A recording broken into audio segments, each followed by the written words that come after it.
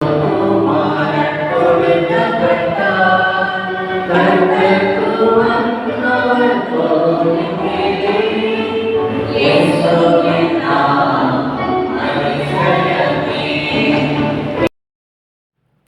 மகன், தூய ஆவியின் திரியேக ஆசீர்வாதம் நம் அனைவரையும் ஆசீர்வதித்து காப்பதாக. ஆமேன். இந்த காலை நேர சிந்தனைக்காக நியாயாதிபதிகள் 3ஆம் அதிகாரம் 29வது வசனம். அக்காலத்தில் மோவாபியரில் ஏறக்குறைய 16,000 பேரை பலமும் பராக்கிரமும் உள்ளவர்களை கொன்று போட்டான். அவர்களில் ஒருவனும் தப்பவில்லை. அன்பின் இறை மக்களே, இன்றைக்கு ஆண்டவருடைய கிருபையினாலே நீங்களும் நானும் இந்த ஆண்டின் நிறைவில் நின்று கொண்டிருக்கிறோம். விசேஷமான இந்த ஆண்டின் நிறைவு நமக்கு கிறிஸ்து வருகையின் காலங்களை நமக்கு அழைக்கிறது. அவருடைய பிறப்பை பார்ப்பதற்கு பிறப்பின் வழியாக கிடைத்த அன்பையும் மகிழ்ச்சியையும் சமாதானத்தையும் பெற்று வாழ அழைக்கப்படுகிறோம். இந்த வாழ்க்கையிலே நம்முடைய அன்பை சமாதானத்தை குலைக்கக்கூடிய பல்வேறு விதமான பலவான்கள், சத்துருக்கள் அநேகம் மக்கள் எழும்புகிறார்கள். இன்றைக்கு அப்படிப்பட்ட சத்துருக்களும் பலவான்களும் பலசாலிகளும் ஞானமுள்ளவர்களும் எழுந்து நின்றால், அதிகாரங்களும் எழுந்து நின்றாலும் அவர்கள் அனைவரையும் தரைமட்டமாக ஆக்கி போடுவேன், தரைமட்டமாக செய்வேன் என்று சொல்லுகின்ற அதிகாரம் ஆண்டவராகிய கடவுளிடத்திலே இருக்கிறது.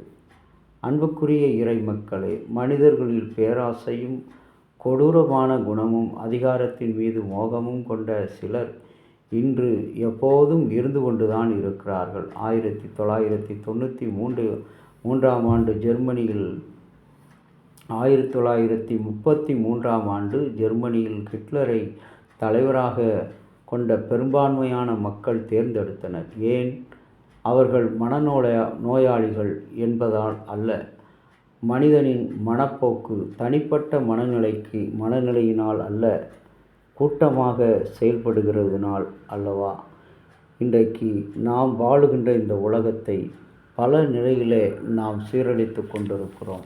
கிறிஸ்து இந்த உலகினுடைய வருகை காலங்களிலே இருக்கிறோம். கிறிஸ்துவின் வருகையின் காலங்கள். இந்த உலகத்துக்கு ஒரு சமாதானம். ஏனென்றால் இந்த பூமி சமாதானமற்று சமதளம் இல்லாதபடி ஏற்றத்தாழ்வோடு ஒடுக்குதலோடு நெருக்குதலோடு நீதி மறுக்கப்பட்டு அநீதி வெல்லுகின்ற ஒரு பொல்லாத ஒரு அபாயகரமான சூழல். இந்த நிலையில தான் இன்றைக்கு நாம் வாழ்ந்து கொண்டிருக்கிறோம். இப்படிப்பட்ட மக்களிடத்தில் இருந்து அந்த அநீதிகள் என்று சொல்லும் பொழுது அவர்கள் பலவான்கள், பலசாலிகள் என்று சொல்லலாம். அவர்களையெல்லாம் இன்றைக்கு கர்த்தர் ஒருவரையும் விட்டுவிடாதபடி அழிப்பேன்.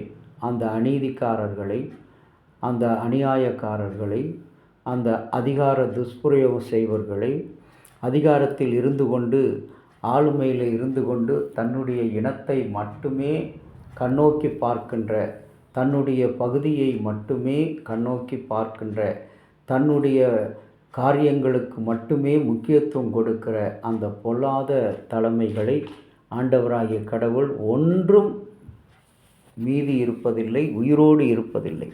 எல்லாவற்றையும் இங்கே அழித்து போடுகின்ற ஆண்டவராக பார்க்கிறோம்.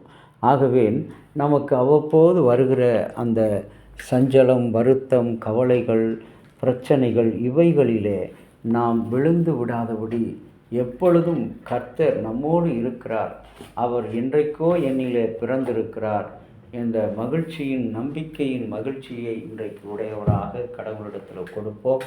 ஆண்டவரை நோக்கி ஜெபம் செய்வோம். இரக்கமுள்ள பரலோக பிதாவே, உம்முடைய கிருபையினாலும் இரக்கத்தினாலும் இந்த புதிய நாளிலே எங்களுக்கு ஒரு நல்ல சிந்தனையை கொடுத்திருக்கிற ஆவிக்குரிய வெளிப்பாட்டை, இந்த வெளிப்பாட்டிலே நாங்கள் உண்மையுள்ளவர்களாக, நீதி உள்ளவர்களாக, சமாதானத்தை இந்த பூமியிலே விதைத்து இந்த உலகம் ஆண்டவரே வெப்பமயம் ஆகாதபடி காத்துக்கொள்ள எங்களுக்கு உதவி செய்தருளும். எங்களுடைய ஆண்டவரே, நிர்வாகம், திருச்சபை அனைத்திலும் உம்முடைய நீதி விளங்க அனுக்கிரகம் செய்து, அநீதியோடு செயல்படுகிறவர்கள் ஒருவரும் தப்ப முடியாது. கடவுளுடைய பார்வையில் அந்த உண்மையை நீ வெளிப்படுத்தியிருக்கு. பலவான்கள், பலசாலிகள் ஒருவர் கூட அங்கே உயிரோடு இருந்த அந்த மோவாபியரை அழித்து போட்டார். எல்லாரையும் அழித்து போட்டார். அந்த உண்மையை புரிந்து கொண்டு நாங்கள் ஜீவிக்க எங்களுக்கு அருள்தாரும். இறைமகன் இயேசுவின் நாமத்தில் வேண்டிக் கொள்கிறோம் நல்ல பிதாவே, ஆமேன். தந்தையாகிய கடவுளின் அன்பும் மைந்தராகிய இயேசுனுடைய அருளும் பரிசுத்த ஆவியினுடைய நல்ல உறவும் பாதுகாப்பு உங்கள் அனைவரோடு இருப்பதாக. ஆமேன்.